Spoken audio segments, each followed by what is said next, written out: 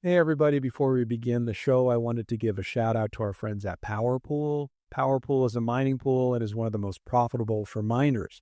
So if you have one miner at home or a fleet of miners at scale, point your workers to PowerPool to enjoy the best payouts. PowerPool supports a number of algorithms, SHA-256 for Bitcoin, X11 for Dash, and others. And of course, we're focused and we care about the most, S-CRYPT for Litecoin, Dogecoin, and now Bell's Coin, merge mining. Pointing your workers to PowerPool is easy with its simple user interface, and the platform also has all the reporting available that your operation needs. Typically, PowerPool extends a low 1% pool fee. However, if you register with the 84 million link in the show notes, you will lock in a sub 1% pool fee, which is excellent. Cheers, happy mining.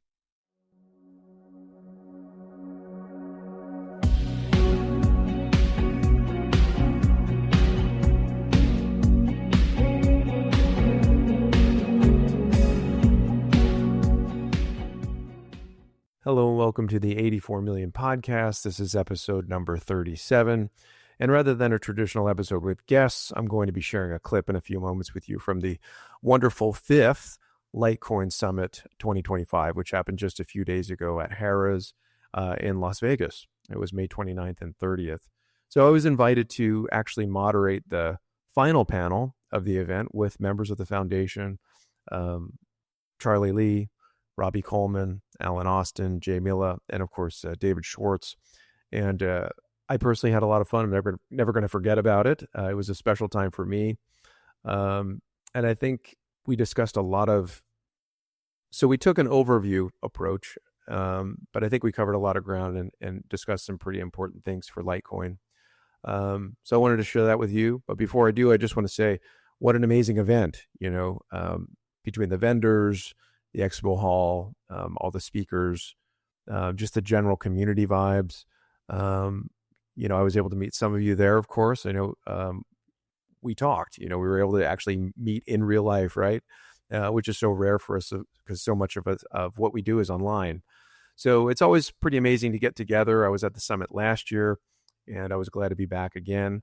As far as I know, it looks like we're probably going to be back in Vegas next year because Bitcoin is going to be there. But of course, that's the decision of the foundation. But what an amazing time. Shout out to the foundation for doing these year after year. And check out every bit of that summit. It is posted on the YouTube. I'm going to link it in the show notes from the foundation. All of the sessions, all the panels, the fireside chats. I mean, there was just so much content there, lots of exciting announcements, and I'm going to be reviewing it myself. So anyway, without further word from me, I'm going to share that clip. Again, this is the final panel from the Litecoin Summit 2025 with the members of the Litecoin Foundation. And if you are excited about the cake party, make some noise. Very exciting, very exciting. All right, so Kyle Eber is going to host this fireside chat, group chat with all the big dogs here of the foundation, and he's at 84million.com. Kyle published 84million.co. Okay, .com. This is a space in here. .com in the fall of 2021 as an education and advocacy program promoting Litecoin as the best digital money and blockchain payment network. After his standalone interview with developer David Burkett in spring 2023, Kyle launched the 84 Million podcast, which now has listeners in more than 90 countries. Kyle is also responsible for the Litecoin Coffee Club, a small batch specialty coffee project for the Litecoin community. Learn more at 84million.com. Please welcome all of the cool people. These are my favorite people here because they chose to pick me and pay me to be here. So their mics are in the seats. There should be. They are. All the mics are in the seats for you already. Thank you. You look really good based on how I left you last night. Thank you. That's good, Al. Thanks, bud. All right, Robbie, you looking fresh and good. David, looking fit as always. Charlie, I love the shirt. Jay, my guy. Go get him, 84million.com. Thank you very much. So this is the last hurrah of the summit. We're already winding down. So I think it's kind of like a family reunion. So I think it's amazing everybody's here. How many Bitcoiners are over here? Anybody come from Bitcoin? We got a few people. So I think there's kind of a cool analogy, at least I can speak personally. You know, you come for Bitcoin and you go through all things, and then you come back to Litecoin. So you guys came to, you folks for the Bitcoin team, came to this city to enjoy your great orange coin, but you stay for the blue coin, you stay for Litecoin. So we're glad to have everybody here. I'm honored to be a part of this panel. Marty, thank you for the introductions. I'm not the one you want to listen to, and I've got a timer in front of me, so I'm going to do my best to honor it. But I'm a podcaster. We're long-winded. But anyway, I would like each of you to just give a brief introduction, and then we'll go with questions from there. Maybe start with Alan. Oh, hey everyone. Thanks for being here at our event. Really appreciate it. I'm Alan Austin, the Managing Director at Litecoin Foundation. Hey, I'm Robbie Coleman, and I'm the Creative Director of the Litecoin Foundation. David Schwartz, Strategic Partnerships Director and Board Member. I'm Charlie Lee, creator of Litecoin. And Jay Mila, I am the Director of Marketing. Amazing. Thank you for the introductions. We'll dive right in. So I want to look at a little bit with history, then we'll go into kind of, the relationship of Bitcoin and Litecoin over the years, and then how basically Litecoin is knocking it out of the park with metrics. And these guys are going to tell us all about it. So this is the 5th summit. Litecoin's already been running for almost 14 years. Okay, so I think a lot of things have changed in the space over that time. You guys have witnessed this probably more than I have, although I've been around a few days now. How do you kind of keep the soul of the Litecoin Foundation and the iterations of the summits overall, the phasing or phases of crypto and the wind changes that seem to be constant, or at least every cycle? Anybody up? This is going to be a really tough panel because, like, Charlie doesn't want to take the spotlight because everyone wants to hear about Charlie. I agree. So I'll take this one. I think it's really important if you look at the early days of Bitcoin conferences, which, if you spot in a really pixelated picture, you might see a young Charlie Lee. But you think about those, and they were small, and they were, I don't want to say some of the conferences turning into gigantic ads, but this is really a great space. We've got great people coming, talking about the fundamentals of not just Litecoin, but also the ecosystem that backs it and the fundamentals. So I think in terms of the values, like, not to blow smoke towards Charlie, I don't know that expression and how it translates into American. That's a joke. Sorry, you're all used to Marty. But I think what Charlie did from the outset was really establish that Litecoin has a great integrity and a set of values, and I think that transfers through to the way we present the summits and try and maintain that over the years. I just quickly got, in terms of the foundation, our focus isn't the price. Our focus is on doing whatever the best we could do, and one of the things we've been committed to is putting on an annual Litecoin Summit because it's really important. It's a really great opportunity to bring together the great minds and have thought-provoking conversations, and price really has nothing to do with that. We ultimately can't control the price, so we focus on the things that we could do, and we do the best we can. Very good. David, earlier this year, we were having a conversation. You may have posted this on X, but basically you were referring to us gathering here at the summit, all y'all. And it was suggestive to me because you said it was kind of like a simple statement. We're here for Litecoin. We're not here for something else. And I think that's a maturation. Tell us more about what you mean by we're here for Litecoin. Well, yeah, I think, ultimately it's something that's sort of derives from the selflessness value, right? You're doing something that's for the greater good. It's something beyond yourself. You can identify with it, and you can also identify with people that identify with it. It creates a community, but ultimately what we're doing is for Litecoin for generations. It's not something that's for today necessarily. It's not even for tomorrow. It's for well beyond that. And so to me, when I say we're here for Litecoin, that's basically what I'm saying is it's a large effort that takes more than 5 or 6 guys sitting on a stage. It takes everybody, people that aren't even here, people that'll come after us. Cultivating that kind of culture is not easy. And so you have to make it very simple and say, you're here for Litecoin. So that's pretty much what I was trying to say at that point. Do we agree? Are we here for Litecoin? I'm here for Litecoin. Very, very good. I want to kind of go back into the ancient history of the chain and direct this one to Charlie. In your BitcoinTalk.org forum post, Litecoin, the light version of Bitcoin launched. That was, I believe, on October 9th, 2011. You wrote, "We wanted to make a coin that is the silver to Bitcoin's gold." This analogy, of course, is foundational. Media outlets have picked it up. You were calling Bitcoin gold and Litecoin silver before probably anybody else, as far as I know. And it was kind of in your foundational forum post. So do you still stand by this original vision as Litecoin being the silver to Bitcoin's gold? Yeah, in hindsight, that was one of the best tagline that I could ever come up with for Litecoin. It kind of became a self-fulfilling prophecy. When people hear Litecoin and silver to Bitcoin's gold, it kind of they can resonate with that. It sticks in their mind, and they think about they'll think about Litecoin being the silver to Bitcoin's gold, and that just became a reality. I still think it's true. I mean, Litecoin is, like I said in my opening speech, it's people's currency, right? It's how silver is being used as a currency. So yeah, Litecoin is fast, cheap, and it just works. I think the new tagline should be, "It just works." It just works. Very good. I'm going to go a little bit further with that one. So the analogy is interesting because it posits two independents, but two dependents at the same time. It's not just silver. It's silver to Bitcoin's gold. We've got gold. It's like an SAT problem, huh? I'm sorry? It's like an SAT problem. Perhaps. I don't want to retake that exam. But I'm curious what it suggests. Does it suggest a permanent interconnection between Bitcoin and Litecoin, or does it also confirm they're both independent entities in and of themselves? I think it does both, right? It connects us to Bitcoin, but also differentiates us from Bitcoin. So I think that's very important. So we still want to cooperate with Bitcoin? Oh, for sure. I think Bitcoin, everybody knows that Bitcoin is the king of cryptocurrency, right? Just like the phrase I like to use is, if Bitcoin sneezes, everyone catches a cold, right? Which is, people use that for USA.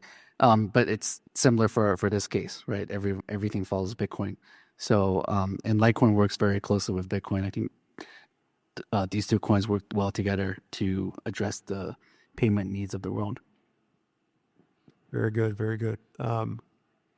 Let's talk a little bit about Bitcoin and maybe maximalism. I think they're two different things, Bitcoiners versus maximalists. I don't want to get too controversial, but everybody's aware of it. The Bitcoin maximalist might suggest that Bitcoin is the hardest money in the world and champion these slogans such as "there's no second best." So why are the maximalists wrong about Litecoin? I think there's something to be said for being first to market, but I will tell you why Litecoin is different than Bitcoin as a community. I don't know any Litecoin maximalists. In fact, especially kudos to a lot of the guys on this stage. We've opened this up to all kinds of different crypto communities. Whether you're merge mining or have some new coin or new crossover thing that's being merge mined now with Litecoin, everybody's welcome. And I think that's has to be something that's more heartfelt for our industry than trying to close it all down to just, we were first to market. This is the only path forward, and we can't accept anything else but. Yeah, I tend to agree with you, Jay. I think there's kind of no merit in maximalism if you think about it. So I agree, Bitcoin is king, and I think that's great because, it works. I don't want to steal the current tagline we've got working for Litecoin, apparently. Can we discuss that after this, Charlie? I'm not sure it's right. But anyway, but I think that the idea is that having a symbiotic relationship with Bitcoin is a good one for Litecoin. It's a healthy one for Litecoin. And what it allows Litecoin to do is to, I guess, operate in a different space. It also allows it to serve a different function, like Charlie was mentioning, as a currency. And I think the reality is that, if we were to ever see a truly decentralized world, which who knows, you'd think about Bitcoin as your bank. And I hate that cliche, but cliches have truth to them. And I'd like to think that Litecoin would be the payments option because it is light, fast, and, for all those other reasons. And I guess the other thing is there's no reason why we would freeze anyone out if they added an attribute. We're building bridges with a lot of things, which I'll let other people talk about. But, the idea is that Litecoin doesn't have to be everything to everyone, and so maximalism sort of doesn't make sense. Yeah. I just said your question was why is our Bitcoin maxis wrong about Litecoin? I believe, right? Yeah, so I think to some extent. So I think you have that. First of all, you have to kind of define what a Bitcoin maxi is. I mean, it's a lot of different things to a lot of people, but I think a lot of at least today's Bitcoin maxis are wrong about Litecoin because a lot of today's Bitcoin maxis are actually wrong about Bitcoin. And I say that, thank you. And what I mean by that is, I don't think maxis have kind of increasingly shifted their focus from traditional values, decentralization, sound money principles, over to more centralized ideas, custodial solutions, leveraged plays, highly leveraged plays, not considering risks and things like that, to a point where it's almost not even about Bitcoin anymore. It's almost like it's just about an idea. Like my idea is better than yours, even though they're very similar. Like my religion's better than yours, even though it may be the exact same, but we're just using different names. I don't think you could really argue with anybody, that kind of person, because you're not really even talking about fundamentals anyway. There is the argument, some would say, well, there is no second best. We don't need anything more. Bitcoin does everything. But with that argument, number one is I think people, first of all, people always want choice in this world, because the moment you don't have choice is the moment you're living in a controlled situation which goes against the very idea of what Bitcoin stands for to begin with. So I think it's that. And also, there are some things on top of what that Litecoin offers that Bitcoin doesn't have in terms of better money. And right now, we're not seeing a lot of the whole idea of using money as a medium of exchange is still so new. But as that starts changing, I think Litecoin is in a really unique position, and privacy and other things like speed and cost and everything become more and more important. Alan, you almost made me want to buy some Litecoin. Almost. Almost. Yeah, honestly, I think just the mantra of where they say hold, right? Just hodl. And we're like, spend it, right? That literally is sort of like a microcosm of a much larger, I don't want to say it's a problem, it's just different mentalities on how to approach cryptocurrency. So yeah, I would agree with that. So I'm going to introduce another question. It's in reference to last year's summit. And I think it was a challenge to hear as Litecoiners, we like to hear only good news and everything like that. And I'm fully on board with everything the foundation is doing. I'm very much a Litecoiner personally and being more convicted to that all the time. But to consider the other side, to be maybe the devil's advocate for this one, Litecoin has faced criticism, let's say over the last year, about branding novelty. We had someone share actually last year at the summit that they see it as Litecoin had a narrative problem. Alan, maybe you, and maybe you disagree with that or agree with this, but I guess what has been done to shift the narrative of Litecoin? Did you think that was necessary? What's your take on the narrative of Litecoin? I mean, yeah, it's kind of the word narrative again is everything I guess has some kind of narrative.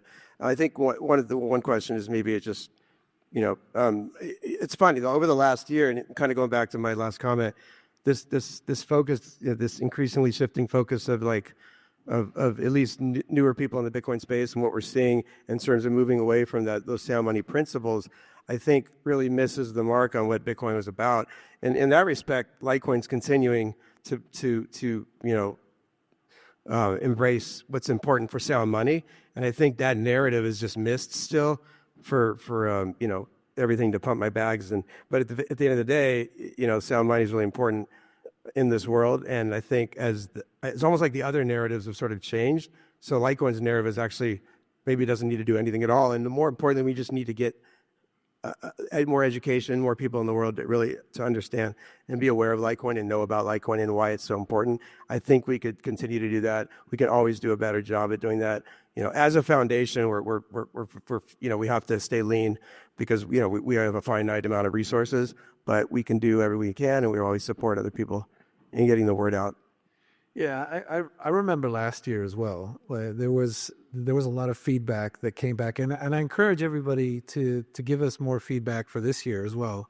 One of the big hurdles I think we came back with, especially David, was we need to kind of engage with institutions. We need to, we're on this cusp of where institutions are really looking at us, and how do we explain Litecoin to them so they really understand it.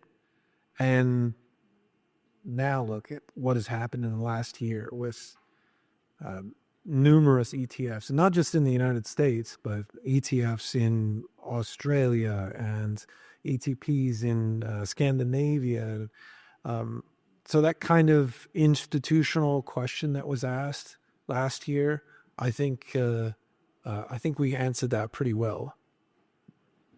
Can I say something? I think the narrative is important. I think getting people kind of to resonate with it.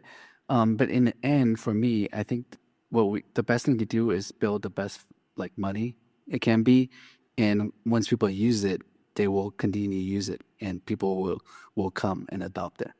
Right? It's not something that we need to tell everyone. And just today, when Alan and I went to lunch, he ran into someone who invested in Litecoin and uses it, but actually didn't even know that there was a Litecoin Summit just upstairs. And he probably doesn't even know who I am, which is the best thing, right? That he just uses Litecoin without like needing to know too much about it, because it's the best form of money. I think yes. Sorry.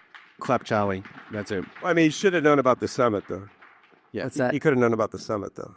Yeah, he should have known about the summit. But it's actually really funny that he has Litecoin and he doesn't even know the Litecoin Summit is right above. What I think that's the thing about branding, right? People throw this word around about branding and they forget that this is a 16-year-old space, and Litecoin's 14 years old and things take time. The reality is that branding is not the issue. I think the issue is that a lot of people have entered the space in the last 10 years and seen it for, as an alternative investment, and that's great. And I think what Litecoin's done is shown a different purpose and a different function as money, and a different, I guess, dual purpose, which it can be an investment and it can be a money. And I think the reality is I don't believe there is a branding problem. I believe that it's a nascent space, and that things that are, that are flash in a pan, they burn bright, and Litecoin is the second oldest cryptocurrency and never been down. So I think that that's testament to the fact that don't broke what's not fixed, or whatever that phrase is. Yeah. Yeah, Litecoin is That's new one. Don't broke what's fixed. I've had like 6 hours sleep over 4 days. So, you guys all came up to me beforehand and went, "Hey, Robbie." Just works with that, or what? Yeah, Okay. yeah. I think we might. Anyway, branding, I don't know. What do I know about it? We'll ask people who are random on the internet. But yeah, honestly, like Jay said, we're really open to everything. The foundation is not, I don't know if someone else wants to jump in here, but the foundation is not the decision maker and the almighty behind Litecoin. Litecoin exists well beyond the foundation. And I think the reality is that if we all want Litecoin to succeed, then please provide feedback on any aspect, provide ideas on any aspect, provide critique. But I think that critique is always best followed by a suggestion or an opportunity or something, because it's easy to critique something but not have an answer. All great responses. I agree that there are multiple narratives that are long and established for Litecoin: cryptocurrency of payments, silver to Bitcoin is gold. And then, I noticed this panel, we've had all these chairs up here, this entire summit, and it's never been completely filled. I think we're the first one to fill the panel. But there's one person glaringly missing from this panel. Where's intern? I think we're all intern. That's my answer. We're all intern, okay. We're all the intern. We can't get another chair, get the intern up here? No. No, I can tell you just from experience, though, that entire thing it's a collaborative effort. So you couldn't really even pin it down on one person. I think there's been a lot of people over the last, whatever it is now, 6 or 7 months or something, that have contributed to that. So it would be a lie to say that there's a specific person or anything else that's the intern. It's been a collective of a lot of people. I think the Litecoin intern is the best thing that happened to Litecoin this year. What do you guys say? Here. And it all came out with, I think the first statement was, due to market conditions, I now identify as a meme coin. And that blew the internet up, and the Litecoin handles, so we talk about maybe the new narratives as intern, and it's a lot of fun. So again, there's a lot of ways to look at Litecoin and see what you guys have done and established over the years. And some of us that have been around a long time know these narratives, but I guess the challenge is to share it with them, and institutions are next. And a lot of them are here. We're kind of closing out here. We've heard a lot of funds and different folks in different communities and different spaces in the world, and it's pretty exciting. So I'm convinced that the future for Litecoin is extremely bright. Let's move on to maybe some metrics, and maybe, again, anybody can comment on these. We've got Litecoin, they're fast, low fee payments. They're the number one on Bitcoin for nearly 2 years now, if I'm not mistaken. BitPay. What did I say? You said Bitcoin. BitPay. I still like LitePay. But We're the Visa to their MasterCard. fair enough, but they're killing it on BitPay. They're leading the pack. Litecoin's doing extremely well. CoinGate's doing well. Seems like anywhere it's at, it's doing well. So what do you think the attraction is, or what's causing this, and how do we sustain it? What's the plan? Is there anything the foundation's doing about adoption in these kind of payments? I think it's part of what someone said earlier was the idea that Litecoin is here to spend. Price goes up narrative, hold. Cryptocurrency is there to be spent. It's there to be, a form of money, and people feel comfortable holding it, and they feel comfortable spending it. And it's also translates well to the way it was built. It's fast, it's quick, and it's really cheap to make that transaction. So I think part of it is the idea of using it as a form of money, and part of it is that it actually works in the way that you would want your money to work. Yeah. Honestly, I when I started actually using it to pay for things, that was the first time I had control over it, other than when I was holding it. The price, I can't control the price, right? I'm at the mercy of whatever's happening in the market. But when I literally used it to pay for something, that was all me, right? And that felt really good the first time I did that. And that actually was a bit intoxicating, to be honest with you, to be able to say, I actually used this to pay for some sneakers. I used it for a flight. I've used it for hotels. I've used it for all kinds of stuff. And once you start actually doing that, you literally start to understand why it's important to have some money and the independence that comes with that. And to me, that resonates a lot more with people once you get past number goes up. And I think that's the reason why, I don't want to call it an narrative, but the point behind Litecoin works so well, and that the payments part excels, right? And I don't think that's going to end. I think that's only going to continue to grow. So number goes up is only good as long as number goes up. But paying for something and being in control of your money is something that doesn't stop.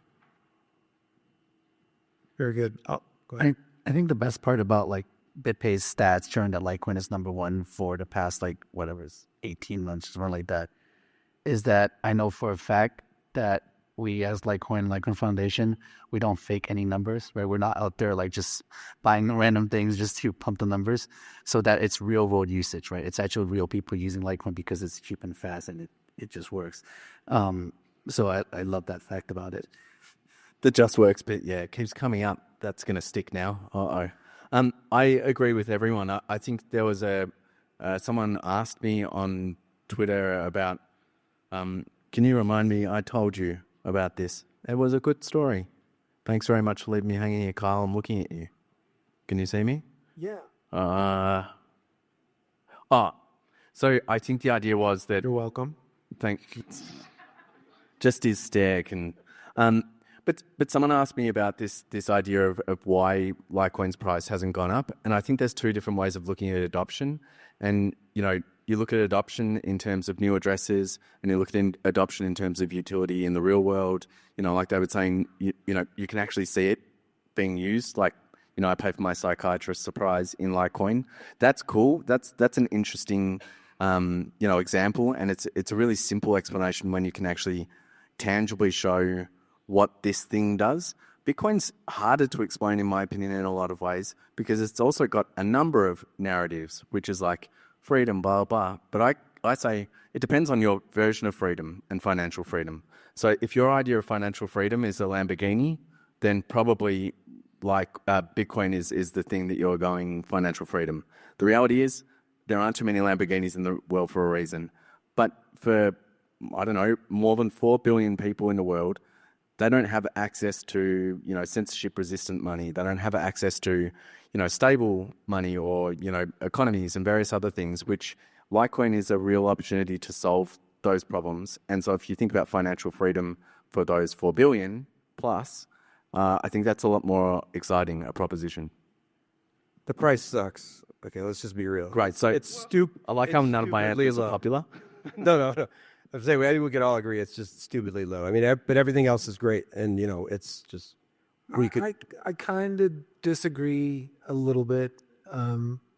Yes, definitely undervalued. The price is the price, but you have to remember that if you look at a lot of tokens and ICOs that were created, especially in 2017, those have left the top 50 in market cap.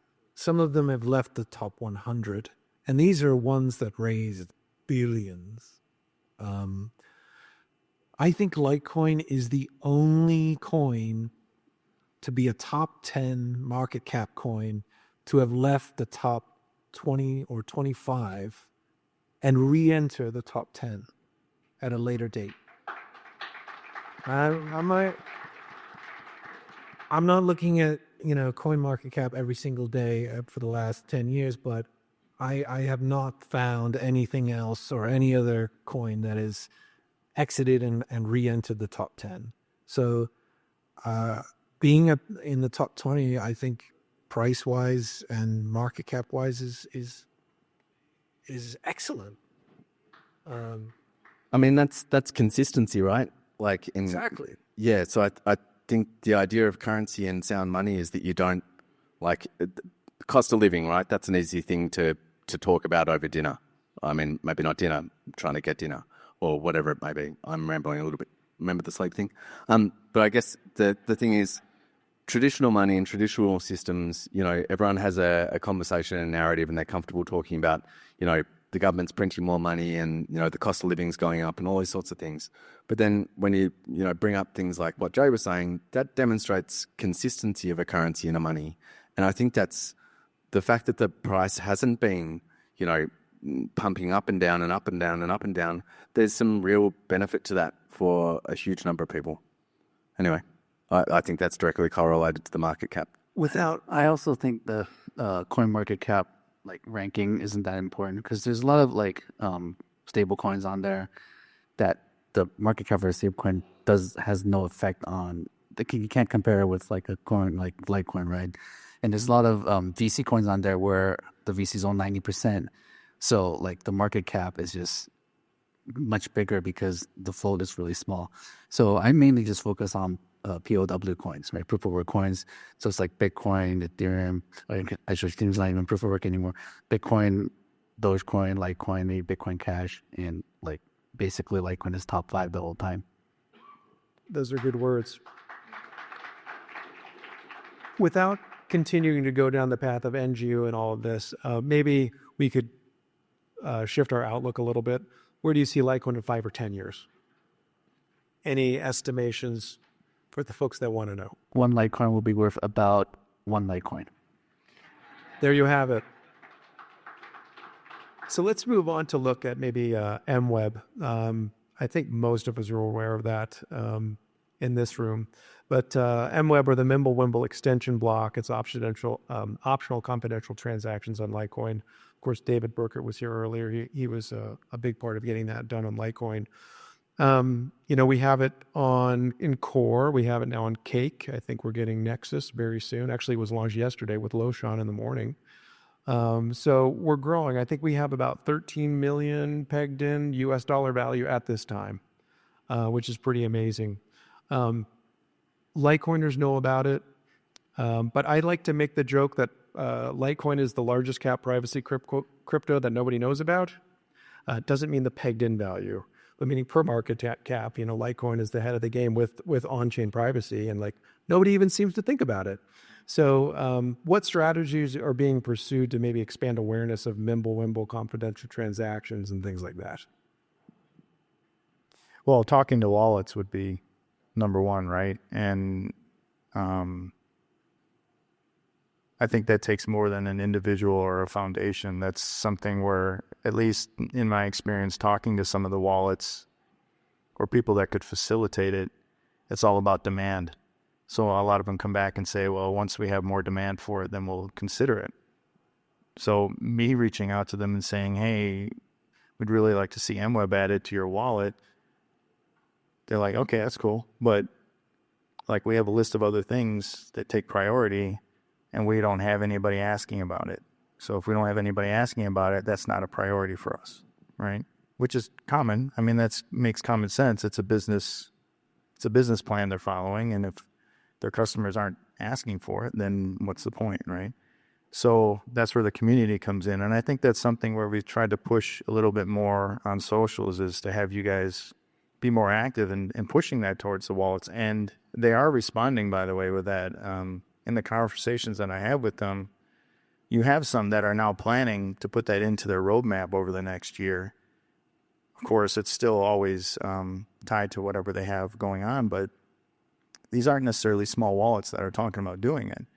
And they're seeing others add it. And so, I mean, I have to say, Cake Wallet did a really, really good thing for MWeb by adding it, because it showed specifically that when one wallet adds it, the growth over the time frame from when they added it to now is like 4 times the amount of MWeb, MWeb address Litecoin that's out there. So now you're looking at about approximately 150,000 Litecoin that's in MWeb addresses. When if you look back to last May, I believe it was somewhere around 20 to 30,000. That's pretty significant from one wallet. So once you start adding those other wallets, you'd like to see more people, utilizing it, and those numbers should naturally go up over time. Well, think about how many of you have been using Chrome browser or Safari for the last 10 years? I imagine everyone. How many of you have used private browsing? I imagine everyone. Maybe no one wants to put up their hand. I'll do it. I think the reality is that things start as they are, and the technology evolves when there's demand or need or desire for a function or feature or capability. And, Litecoin on its mission to create, a more, sound money or holistic modern currency, adding optional, confidential transactions, it's maybe not hitting critical mass now, but you look at the adoption of things like private browsing, then you look at people like my dad who have stickers over their camera on top of their laptops. And, he's 75 years old. You wouldn't have seen that 5 years ago. So people are becoming more conscious of privacy. People are becoming more conscious of the need to protect, their financial privacy. And I think that once we, as David said, we've sown the seeds, and the more people that we partner with, the bigger it grows. And when that need arises, I think it'll be really big. Yeah, I agree. There's still this big hodl mentality within the crypto space as a whole. So I think, we don't still have a lot of people using or spending crypto, whether it's for, regular, tax related reasons, or just, because the value is going to be higher later, whatever it is. So the idea of privacy isn't as important, but as you start spending it, all right, and as you start, whether it's payroll or sending large amounts to certain people, you start thinking about those things more. And as you start, as you continue to hear about data leaks, kidnappings, things like that, at some point, but these are things that it feels like we're hearing about these things as the crypto space grows a little bit more regularly. And, you combine that with hopefully the usage, which I think will only ultimately happen in terms of spending crypto. There's a lot more demand all of a sudden.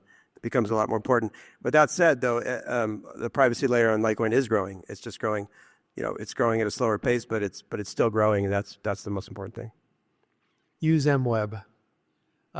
It is trending up. You can check up the MWeb Explorer, and you can see there's some spike anomalies, which are pretty massive, to be honest. So people are definitely using MWeb, but the general trend is up. So it's great.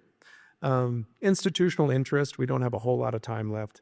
I don't think we've ever seen higher institutional interest in Litecoin. We've seen a lot of that represented here with folks interested in ETFs and different products all over the world, as it was already mentioned.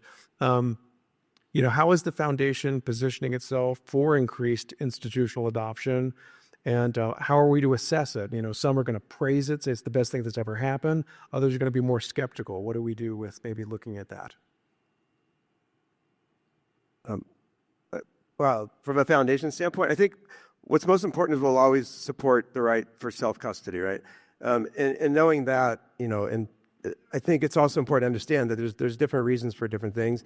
And, like an ETF, for example, for a lot of people, it makes sense, whether it's money in retirement accounts or it's just easier to buy, or maybe some people just have more comfort in not worrying about holding their own keys. I think it's important for adoption as a whole. And I think it will, in my opinion, it's going to be once it goes, I think it's going to actually be a very popular thing, and it's going to help absorb some supply. But that aside, I think it's okay that we will support anything that's good for adoption, but always make sure that people can always self-custody. Also about communication. So Fidelity, for instance, added Litecoin amongst BTC and ETH as availability to their customers, not only for their standard model, but also IRAs. But they didn't release any kind of announcement around that, or it was, I think there one publication covered it and said Fidelity just quietly added Litecoin to IRAs, which is pretty significant news. So just helping to communicate those kind of things to not only to our community, but to the larger crypto industry at large is important. Anybody else on that one? Okay. Well, just one thing. So some of the institutions and banks that we've talked to, they take it seriously and they do their due diligence, and they do end up learning a lot more about Litecoin through that process. And I think that's important too. Even if they don't add it immediately, the fact that they're asking questions and we're able to actually dispel some things, that's been a great opportunity too. So maybe you don't see the fruits of it immediately, but that's something that's evolving, and it's encouraging when you see that happen. Very good. I've got one more question. I'm going to pause it for one moment and just say, first of all, thank you all for having me here, and thank you for everything that you do as a foundation. Let's give it an applause for the foundation. These guys do a lot of work arranging these every single year, and I think a lot of it is thankless. I'm a spectator, but I think a lot of it is thankless work, and they're doing a lot. So thank you. And we actually have a lot of people to thank. All the people that have helped us put on this summit. We should really call out all their names.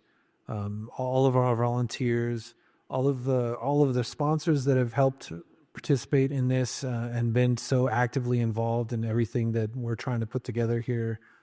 Thank you, and obviously everybody that came. If you're watching online as well, thank you. This really is a really active community, but when we put it on in the physical space and everybody shows up, that's really what continues us to continue to do these kind of things. So thank you very much. Another applause. So I want to go for the last question. We have like a minute and a half left. Going real back to basics. First principles sort of stuff. So how does Litecoin, a permissionless, decentralized, trustless cryptocurrency, increase human freedom? And what is the case for Litecoin as freedom money in 2025? I want to hear from Charlie. I keep looking at every question and I'm like, who wants to hear from Charlie? I mean, this is a good question for Satoshi. He created Bitcoin, right? Cryptocurrency itself is the best form of money, and why it brings freedom money to people is that you can use your money without anyone's telling you can't, right? Before cryptocurrency, if you try to use your Visa card in another country, you get blocked, right? You can't, they don't accept it. If you try to send money, you can get reversed, or the government can say like, you can't send money to this person. One thing that kind of resonated with me, the reason why I really like believed in Bitcoin, is I was playing poker online, and then there was a poker Black Friday where they banned online poker, right? It was actually probably Vegas that can like push for this. And the way they banned online poker is they banned all the payment methods, like Visa, MasterCard. There was no way to get your money to an online poker site. And that's how they stopped online poker. And at the time was like, that's just wrong, right? This is your money. You're not doing anything bad, right? Nothing illegal. You're just playing poker. You can play poker in Vegas. Why can't you play online? It's a game of skill. There's no gambling involved. And yet the government is able to stop everyone from playing online poker just because they can stop the flow of money. So cryptocurrency, Bitcoin, Litecoin changes that. And that's why it's the freedom of money. Anybody else? That's all I wanted to hear. That's very good. Yeah. Well, let's thank these gentlemen. It's been a great panel. Anybody have any closing statements before we end? I think Jay already said, really big thanks to everyone here. I mean, we can't do this without all of you. Let me throw a special thanks out to Rebecca, Jeremy, and Craig. I don't know if they're in the audience here, but these are volunteers that have been working the last 6 months, like literally putting in so much time. We couldn't do this without them. And of course, everybody. We have a great party later too, so it's not stopping here. But thanks again for coming. I want to give big thanks to like everyone on the stage, especially like David and Alan, who did a lot of work for the summit, and Alan for taking over the managing director role because I was too lazy to continue with it. Charlie's definitely not too lazy. That's for sure. Yeah, we do have some drawings and some other things, auction and some other stuff to give out. So sit tight for a minute here. We'll have Marty entertain us while he does some auctioneering and some other stuff. So no reason to get up yet. But yeah, thank you again for everybody come out. And I think I'd like to think I speak for everybody here that this tends to grow and it gets better every year.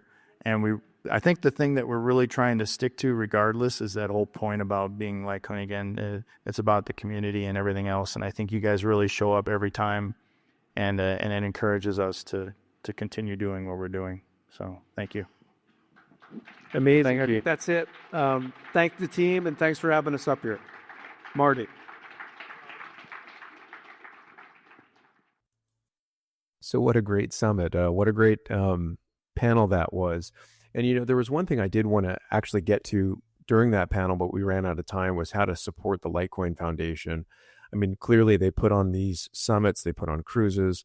They're working for Litecoin and Litecoin adoption over the course of the entire year. So it's a 365 job. And, you know, head over to litecoin.com and support them. There's also crowdfunding that we can get involved with. That used to be at lite.space. That's kind of been absorbed to the main litecoin.com page. But look for ways that you can support the foundation. I know just a day or two ago, probably the latest crowdfunding endeavor is to get atomic swaps funded for Nexus Wallet. And Nexus Wallet is recently announced, and you can also find that at the summit. They made a pretty big announcement via Loshan on that. So check that out. Again, we've got them all in the show notes. Thank you to the Litecoin Foundation for putting on this event, giving us our recordings.